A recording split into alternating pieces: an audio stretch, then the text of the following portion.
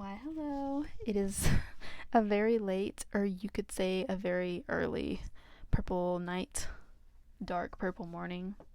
Um, whatever. I'm been excited to make this video. Like all videos, and this topic has been a little heavy on my mind. Well, not even really that. It's just like so important just for me to make a video on this topic and on this realization that I had in early 2024. Just when like a lot of things in my life started to change, and my opinions on people, my opinions on myself, and just all that stuff, and you just find yourself on the flip side of the coin that you never thought you'd find yourself on. You never thought you'd be able to view things the way that you do now, and just sort of things like that. And it's like a full circle, or just almost just life changing. So that's why I say, like, when I think about this, like, it's like my biggest life lesson so far, and I just want to share it. I really do. So the title, They Are No Better. So what do I mean by this? So the people in your life are never better or less than you, and if they are either, they won't be in your life. So taking that knowledge and taking the weight and the emphasis of that knowledge, and use this idea when you view your personal relationships as well as the relationships that you observe of the other people in your life. So you're like a third person looking in on their relationship. So now, in what scenario can you find yourself in that this knowledge could be applied to? So socially, this is a social thing, by the way. This is like a social issue, and this understanding is a social tool for you and a self-protectant for you. So taking a side, this is a scenario.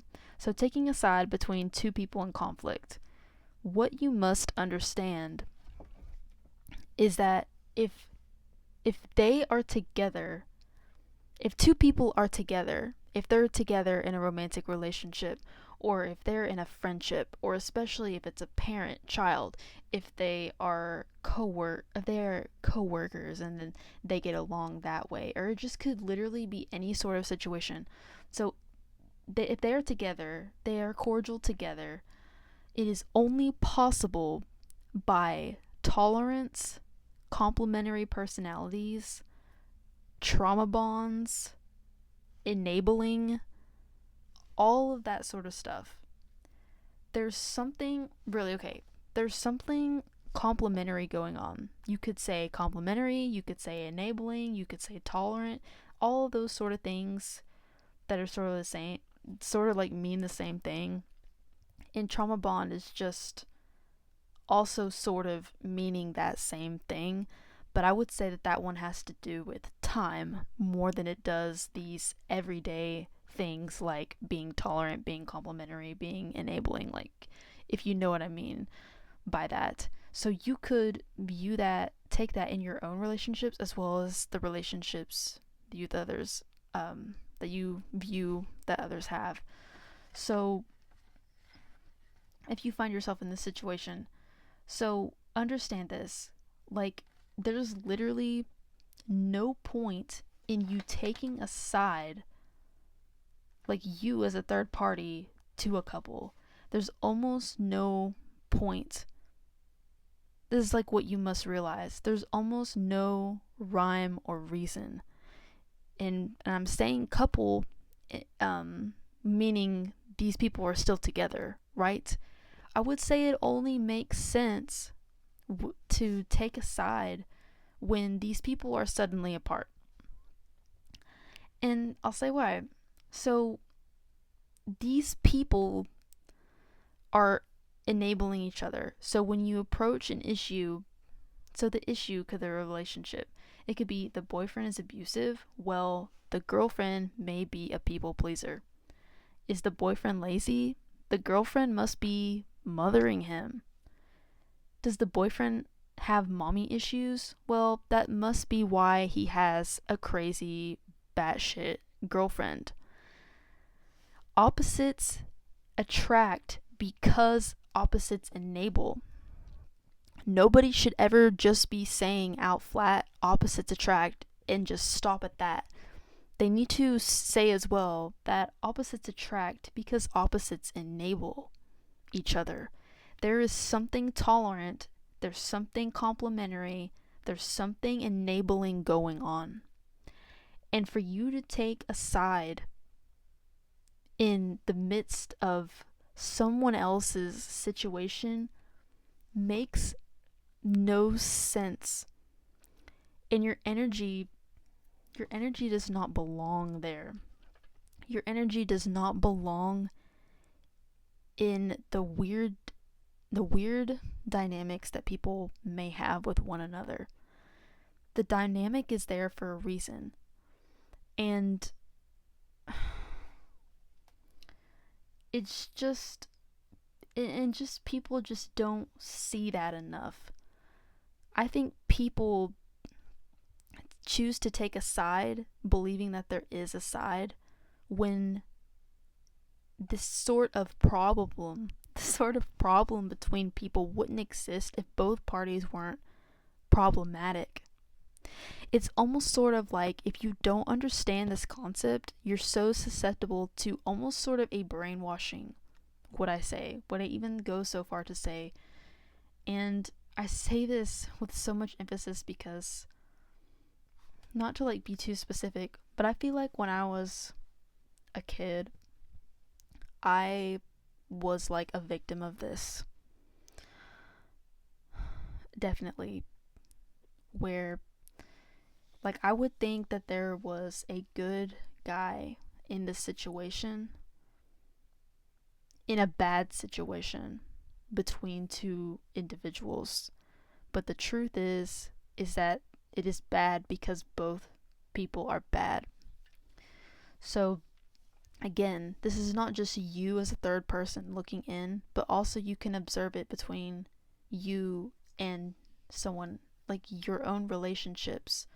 If there is a problem between you and a friend, is your friend gets really easily jealous of you, well, you must be hanging out with people that are not on your same level, and you stoop down to friends like them that only see you as a threat. So it's like they have a problem because you are having an issue where you don't get, like, you don't find supportive friends and you don't know when to quit being friends with people. So it's like this person's like always secretly hating on you, but you don't have the balls to go make new friends. You're too shy. And maybe they know that subconsciously about you, that you'll just take it. You know? Like these sort of things. Like, I almost want to say, like, and I was going to make a video about that. I know I've mentioned 100 times about the things that I believe that do not exist, and this would be one of them. Taking sides, there's no such thing. There's no such thing as that. Like, that's just not how chemistry works. There's always something in the pot that people have been throwing in. So yeah, I bring it up because of childhood. It's just like a waste of energy, a waste of focus, everything. Like, you cannot be concerned. You can't concern yourself with these matters. So opposites attract because opposites enable. Okay, remember that. So, recognizable examples. So, I guess I've already said, like, in relationships, or like, I feel like especially there's such a strong tendency to get ourselves in situations that we literally should not be in. So, you may be a family member or a closer friend and naturally have favoritism to an individual that you choose to defend, of course. This is like so natural. But in my belief, in a stance where you should be concerned to self-protect and be focused on yourself and all of this good stuff. And for you to, as well, if you are in disagreement with me on that, like, oh, I don't need to self-focus, I don't need to be concerned with myself if my friend is going through this bad thing, that is almost where the brainwashing starts a little bit, if you know what I mean. I mean, okay. So it's just like, it is okay, my belief, it is okay to be there for their emotional support, but it is not okay to try to be a savior at the expense of your own life and your own focus and your own goals and your own energy. You cannot save someone from being around themselves. So what I mean by that is, if your close friend is a people pleaser and is a doormat and has no assertive skills, you almost cannot waste your energy on trying to save her from men or boyfriends that perhaps walk all over her. What really needs to happen is she needs to get a grip and be assertive. You must recognize that she is a problem in herself. She needs to hear that from you.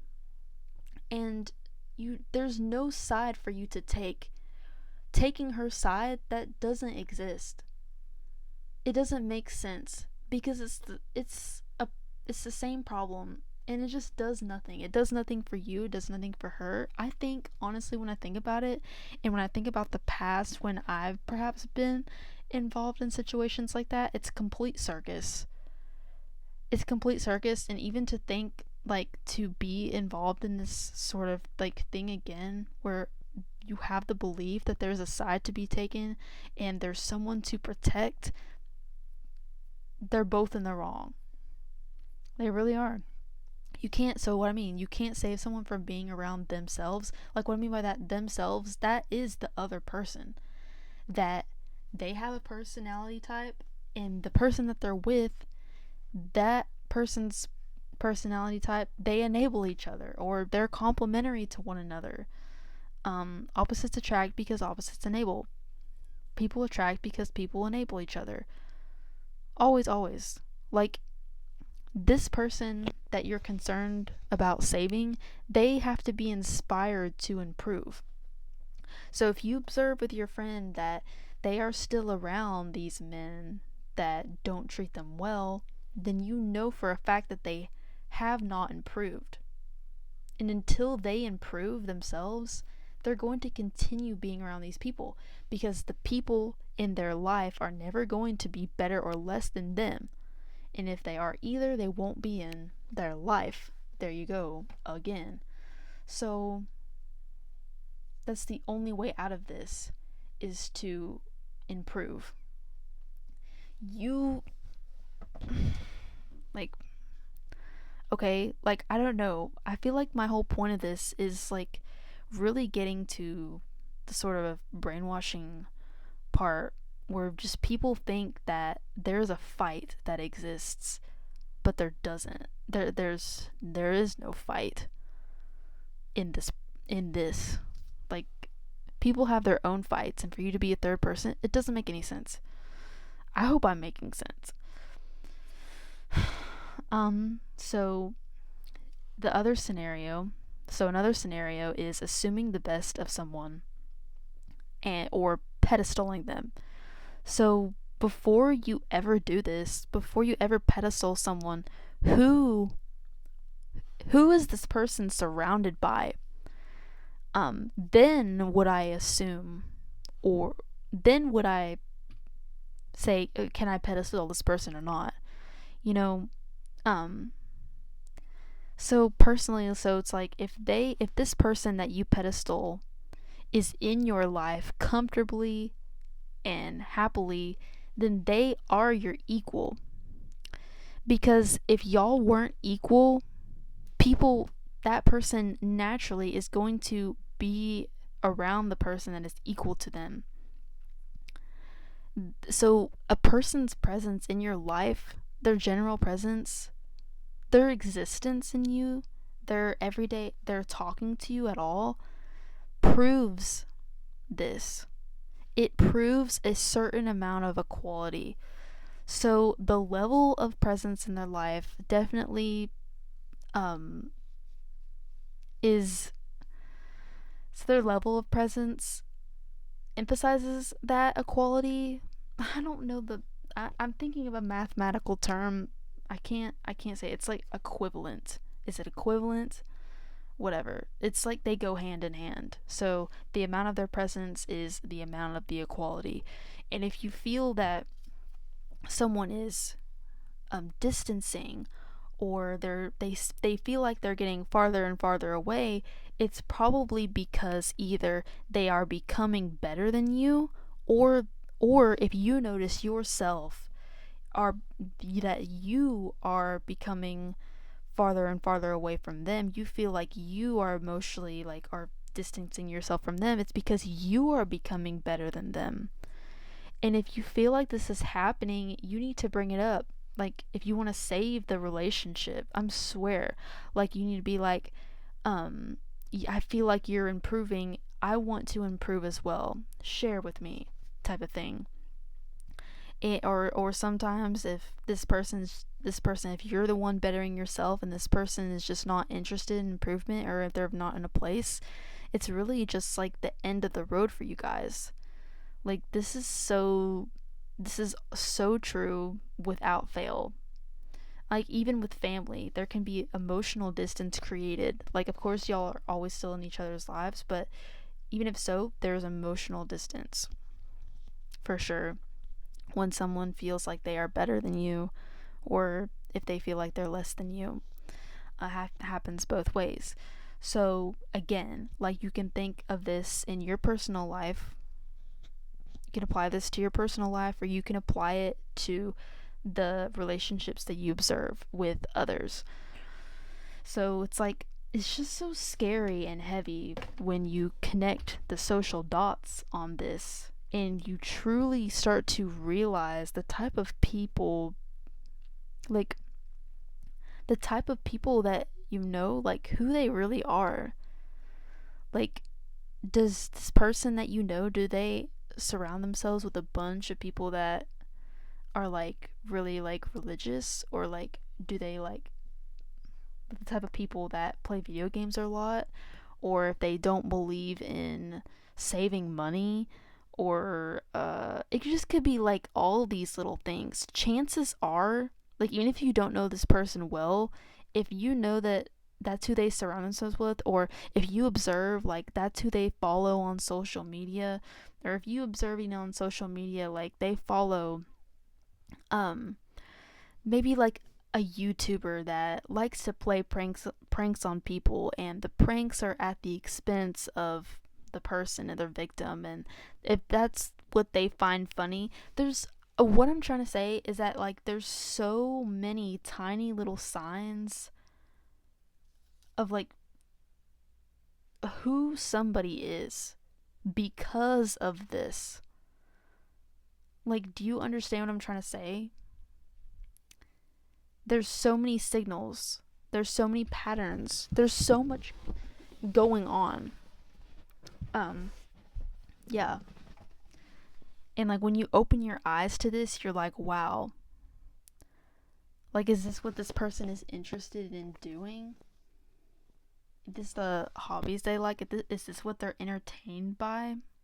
You really get a look into somebody. People like to be with their equals. They are never not with their equals. It's never better. It's never more better. It's never more less. It doesn't work that way. Like, who are you choosing, like, to be surrounded with? Like, I just, like, hope I'm, like, sharing the weight of this. So another scenario, I know I'm, like, at this point, it's just, like, almost like just a list, but I'm kind of getting there. The workplace. So this is like personal, especially because your workplace is really your concern. It's hard to be concerned about the workplace of other people. I wouldn't say that's something I personally really worry about. I think that's like their little gig, you know. But yours, okay? So I might even make a separate video about this. So the workplace. So when you consider where you're working at, or even like what, like a place that you want to work at, when you start thinking about that, right? So you start thinking about, think about this stuff because of what we know, right? Sorry, I thought there's something in my teeth. So the demographic, consider the demographic. This is I guess the demographic of the customers. Is that what this is? Or like where your work is located? um I'm like looking at my notes. I really don't understand this sentence that I put on here. Okay, whatever. I'm just gonna ignore it. The demographic, consider that. So the required degree or level of intelligence required, the general pay, therefore the tax bracket, therefore the stress level or flourish level. Right? It always, this is always, dude. Okay, the schedule, therefore work-life balance, therefore relationship with their family. So it's really easy to kind of summarize, or just maybe even in my head, like, am I the only one that does this? Like, when you're applying for jobs, to be thinking about this stuff. So like I always consider this. I'm like, okay, so what is the general area? Like, is this place that I'm going to work at, is it surrounded by people? Like, is the sort of neighborhood or the zip code, like, are the customers going to have like a lot of money? Are they going to be, and therefore are they going to be happier? Are they going to be more professional? Like, are my coworkers, is a degree required of them? So are they going to be generally smart? You know, like, what's the general pay? Therefore, like, are my coworkers going to be like having, pretty well off, happy, maybe not so stressed lives? Like, is their lives pretty manageable? Like, they're not like bringing financial stress into the workplace, type of thing.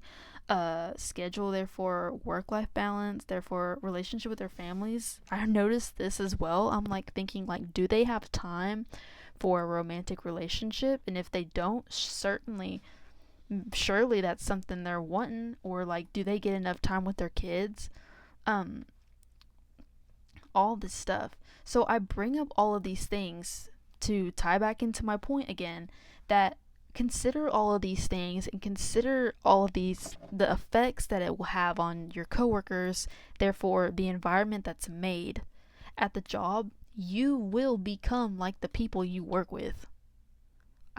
I've noticed it happen with myself, that I've always sort of become like the people I work with because of these factors. These people at the workplace are then like each other as well. And until, if it's like a store or whatever, like, until somebody leaves, like, would you suddenly not be alike? You know what I mean? And that person either left because they found something better, or they are not as good, they aren't good enough to be there. So it's either they found something better, they rose above to be in a better situation, or they just weren't good enough and they got fired, or they didn't fit in, or there was social tension, just all that, maybe just all that sort of stuff that you could argue. So you have to think about this. Like, am I going to be a good fit? Am I better than this? Am I less than this? Am I going to fit in?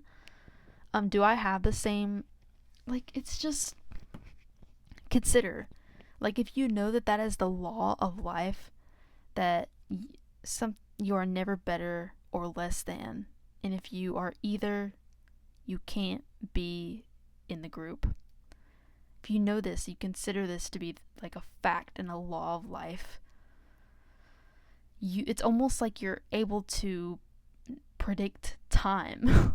Like, this is just like without fail, you guys. Like, seriously, use this to your advantage. This is ridiculous. Okay, so kind of wrapping up my thoughts, what does this teach you about yourself? So I've kind of like said this. So like back to what I said about opposites attract because opposites enable. So think to yourself, like, who do you currently enable in your life? Who are you keeping around? And enabling could be a positive thing. It's usually used as like for like negative connotation, but it could be positive. So who do you enable? Who are you allowing to act a fool in your life? And what does that say about you? Like, does that say that you're bored and you have nothing better to do but to listen to the tangents of these ridiculous ruffians? Like, really? Or like, who are you enabling? Like, are you enabling someone that like likes to, I don't even know, this literally could be anything. Like, who is in your life and why are they in your life? It must be because you enable something of them. You're complimentary to them in some way. You make them feel comfortable in some way.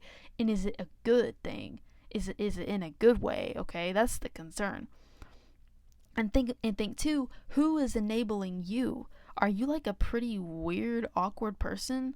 Like, who is enabling you to keep acting this way? Like, maybe you should find someone that criticizes you and wants you to change and maybe wants you to be better.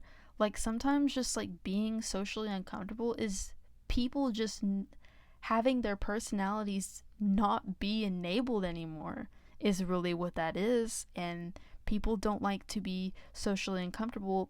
It's like they want to be enabled. Like, maybe they want to feel happy and socially comfortable. Maybe they just want to be enabled. Like, think that too. Like, think, dude, right? So, what type of friends do you attract? What does that say about you? Do you keep people that no longer serve you, no longer serve your goals, knowing it holds you back mentally, emotionally, career, and transformative? Like, do you keep those people around? Because then that means you're staying their equal. Do you want to be their equal? Okay, do people cut you off because they're better? Or do you cut them off because you're better? Like, are you the one that's less than? Or are they the one that is less than? But it really could go both ways. You know what I mean? Like, this is just stuff to think about. Like, now that you know that this is a law, and the emphasis and the weight that this pattern has, that this always happens, how can it be applied? And how can you get yourself out of situations that you don't want to be in anymore? And how can you predict the outcome of social relationships, etc., etc.? Like, if you want to fit in with a group, you know exactly what to do. You need to better yourself. That's the one thing to do in a social situation. It's not to become less than, because with the law, that will never work. Okay? So, like, my final thoughts. Because to me, this is really what it is, like an emotional situation. For me, it's very emotional, the whole realization. So, yeah, like, imagine that you become so involved in the events of other people. So, like, when you concern yourself with the third parties and the problems between couples, and, oh, I want to know all the tea, I want to know all the drama, when really, like, they are both so problematic. Really. Like, just accountability and introspection, like, they're both a problem. Like, don't make an angel out of anybody. So just don't ever, like, put yourself in a position to disregard your own course of life, your own goals, your social life, etc., to become a middleman and a peacemaker. There's almost like no such thing as that. There's just something that doesn't exist. You're about to cross the line. Like, think of it like as you crossing the line. When you put yourself in a position to be the one responsible for that, when really it's God. It's like God's job. It's lessons. It's destiny. Like, literally imagine these things as people. Because I'm spiritual, right? But it kind of helps to personify them. God, lessons, destiny. Like, think of them as people that you're about to cross the line. You're about to cross the boundary. You're about to fight a fight that is not yours with these people in your life, trying to be the savior. And you meet with them. You're about to cross the line, and they're at the other side of the line, and they're like, "I've got this." Like, you don't need to do any more. So stop fighting a fight that isn't yours. You need to know where the line is to protect yourself when it comes to this social circus. It's a social circus out there, guys. This is ridiculous.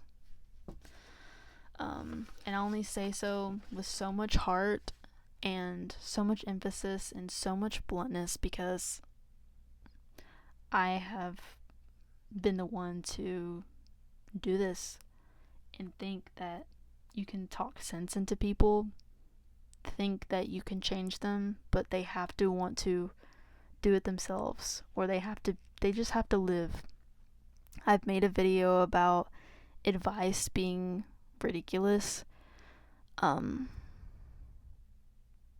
like advice ruining everything, and I just feel like it does. Like, people have got to fight their own fights, and if you notice somebody that is dealing with a problem with an individual, it's because they are a problem in themselves. Those people belong with each other. Those people are each other's equals, and until they're broken up, like, you can't tell me otherwise. Until they're not friends anymore, you can't tell me otherwise. Until they decide to not talk to that family member, can you tell me otherwise? You know? It's like being able to recognize the patterns and being able to save yourself. Being able to be concerned with yourself for once. Yeah. So personal. I hope that I made sense. I always hope it makes sense in all these videos. But yeah, I'm gonna go to sleep. Yeah. Thank you. I plan on making another video very soon. And I'm always excited because just like I love to write and I love to just take the ideas from my head and share it. And I literally have a plethora of ideas. So, yeah. This is not an ephemeral thing. Anyway, I need to go to sleep. Good night and thank you so much.